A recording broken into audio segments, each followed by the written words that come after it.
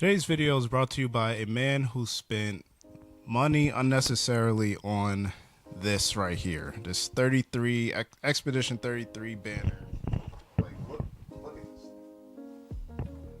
at this. Way too big, doesn't fit, pause. Like, I just impulsively bought. I love that game so much, but keyboard, what do you call it, mouse pad, this banner that I knew was too big, doesn't fit anywhere. I'm like, oh, I'll find somewhere to fit it at some point.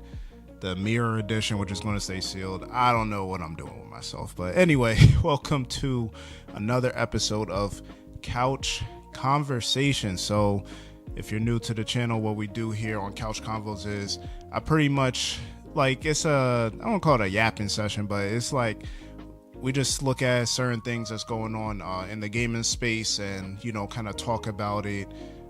Sit down, not super, journalistic analytics, charts and SWOT analyses and things of that nature. We just kind of, look back on things. A lot of it is kind of nostalgic or comparing what things used to be to where they are today. So what I wanted to talk about today was just gaming generations in general and how these generations are coming, just less and less distinguishable. This is coming off the heels of some rumors or inside reports talking about the delay of the PlayStation 6 and possibly the next Xbox system, when we thought we would be getting these new systems sometime this year, maybe 2027, 2028 at the latest, but 2027 seemed like where the original launch window would be. But now we're looking at, like, the world has changed a lot, considering some of this information came from FTC documents back when Xbox was trying to purchase Activision Blizzard. So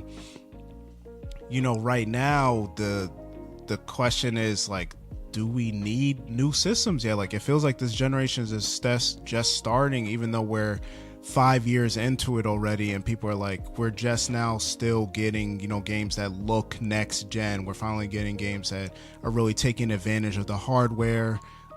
Gaming budgets are super high. They continue to go up.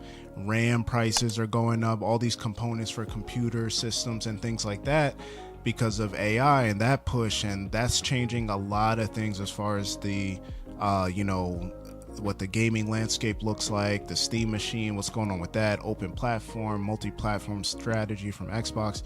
There's been a lot of changes this generation, and it's just changing a few things. So the first thing I want to talk about was, why do people feel like we need another generation? I think that is the first question. And to be honest, we don't. When you look at it, I think, it's human nature for us to feel like we just need the next shiny thing. We get bored with things once we get them, like our game system, or maybe you lived in the same apartment for 2 or 3 years and you just want to change the scenery, move somewhere else, just a different, change the decor up. Your girlfriend, you just get a new one. Like, that's just how we are as humans. But I think we have become accustomed to a new gaming system coming out every 5, 6 years, sometimes 7 years. But we're seeing that's being pushed further and further, where we might not get a new generation every 8 to 9 years, maybe 10 years even. You look at the Switch to the Switch 2, that was 8 years. PS4 and Xbox One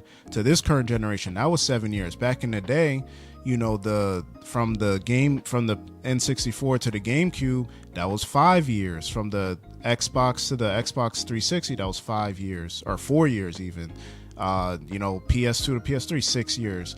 Now we're seeing 7 years, 8 years, and now what may be a 9-year stretch from this generation to the next. And everyone has been talking about, I've talked about it too, is this law of diminishing returns, right? Like, back in the day, new generations were necessary. The technology had been pushed forward. We're getting new features, and that has become less and less over the generations. When you think about, we'll go back to Nintendo with the Game Boy to the Game Boy Color, and the Game Boy Color to the Game Boy Advance. Like, you went from having color and new sound design and then 3D graphics when you get to the DS, and those were big technological leaps. Even going from the Xbox to Xbox 360, and when we're first getting HD support, 720p was like a big thing back in the day.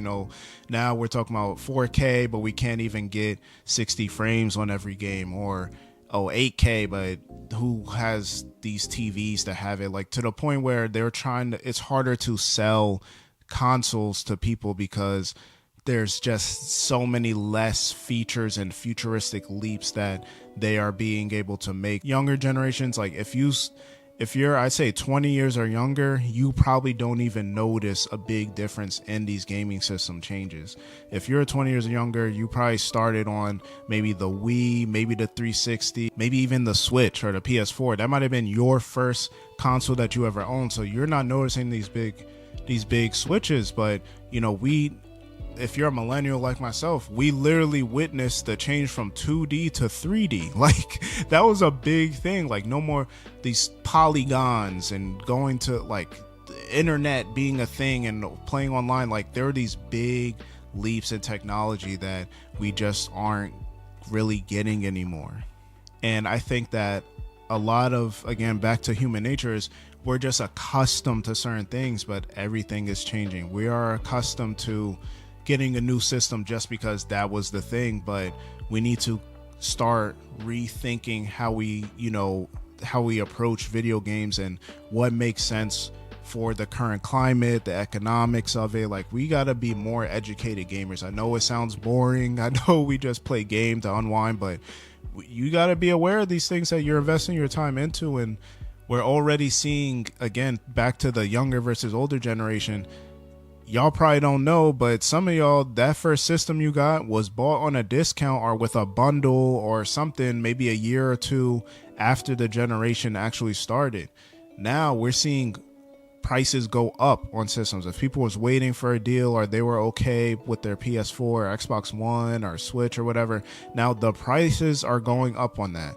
The Switch, Nintendo raised the price of the Switch after the Switch 2 came out. That is absurdly unheard of in anything. Like, why? Like, how does that even make sense, right? Like, you would think, oh, you're going to boost sales because people are moving to the new thing. The people that didn't have the old one going to go buy it on cheap. But no, that's not what happened. Like, things are changing. And to kind of go along with that is when I mentioned these next gen leaps and technological leaps, the big selling point would be how the new games looked and how they can only run on this new hardware, and that was the selling point for the new hardware. Now we're seeing cross-gen releases 2, 3, 4, 5 years into the generation. And now it's funny because I was looking at, you see I have the Nintendo Power magazines up above me. I was looking at one issue from 2003, and yeah, there was some cross-gen games, games coming out on PS2 and Xbox One, or the original Xbox and GameCube and stuff, and then even the original PlayStation. But the other thing is, these companies, if the game isn't super duper technologically advanced, like a Madden or, nowadays like some Call of Duties and games like that, they'll put it out on the old system. You got 100 million units out there to sell on. They going to put it out there. But now we're seeing big AAA games coming out that shouldn't be running on old hardware. You got Jedi Fallen Order. They ended up creating or Jedi Survivor. They ended up creating a Xbox One and PS4 port months after the game came out on Xbox One and PS5. We're seeing Horizon Forbidden West and God of War Ragnarok coming out simultaneously on PS4 and PS5. Like, not that this is, I won't say unheard of, but you're talking about games that are supposed to be your flagship 2-3 years into the generation, and they're releasing simultaneously on your other hardware. And now people listen, the system's selling well, the PS5 is selling really well because it's become the de facto system, but I think that makes it a harder sell for the next generation. If the PS5's price is already up, probably going to hit $600 at some point, and you got the PS5 Pro, what do you even price the next PlayStation at? On Xbox's side, the original Series X is like, I think it's $650 right now. So how do you sell this next system? Now, it might work out in Xbox's favor because they're moving towards more of a PC hybrid. They're kind of selling to that niche audience and, the enthusiasts and things like that. So the high price may not really affect them as much. But yeah, man, it's just, things are not what they used to be. And I just want people to really think about, sit down and be like, should we be clamoring for new generation? Or like, we should be good where we're at. There's games still coming out that look great. Some are looking better than the other ones. And it's like, we just got to move out of the mentality that we just need a new generation just for the sake of it. There's no reason right now. I'm telling you right now, there is no reason to want a new system or a new generation next year. And in fact, I believe this next generation, which would be, I think, the 10th generation of gaming, it could be the last one possibly, or the last traditional one, in any sense of the word. I know Xbox is already moving off of it for the most part, but we might just get these hybrid PC boxes or like some type of device just that plays the games, and then you can tinker with it a little bit, and maybe it's a little more user friendly than a PC. But things are changing, times are changing, and personally, I already decided, like maybe a year ago or a year and a half ago, 2 years ago, I'm just like, I don't think I'm going to buy the next generation of games. Why would I? You know what I mean? Like, once I built my PC, I'm just like, realistically nowadays, if you just look into, maybe you're getting into gaming or you're trying to downsize, you could get by on a Switch 2 and a Steam Deck or something like that. That's $450 for the Switch 2. Steam Deck, I think you could get a moderate version for like $350 or something like that. So you're spending $800 plus tax and everything, and plus the game software, and you'll have access to all the libraries. You'll be able to play on PC, open platform. You can tinker a little bit, get Xbox Game Pass on there. PlayStation is going to start getting their games on PC a lot quicker than they already are. Xbox is day and date on PC, and then you got the Switch 2 for your Nintendo stuff, your JRPGs and things like that are playing on the go. So, and they're dockable if you want to play on the TV. So, I think this idea of generations and what we need the next, what's next? Like, I get it. It's exciting. Like, the Switch 2 launch was very exciting for a lot of people, but we even see the steam on that kind of dying down a little bit as far as excitement. People's like, okay, now we got the game. Y'all got some good B-list first-party games that came out last year, but now where's the 3D Mario? Where's the 3D Zelda? That's what people's waiting for. You know what I mean? We got Gen 10 Pokemon coming out later this year, but the Switch 2 sales are great. Don't get me wrong, but we're also looking at a year into the generation for them. So it's like, we got to see how that goes on down the line and things like that. Nintendo's probably not going to have another system for another decade or so. So they're already full steam ahead on this whole let's stretch the generation out, because they already did that with the Switch 1 as it is. Yeah, so those are my thoughts on that. I'm curious to know what everybody's thinking as far as, these next generations. I think we've got, the generation is really just, we're 5 years in, we're more than halfway in, but I think it's really just hitting its stride when you look at what games we got coming out this year that still look great. Resident Evil Requiem, Crimson Desert looks insane. I can't wait to check that one out.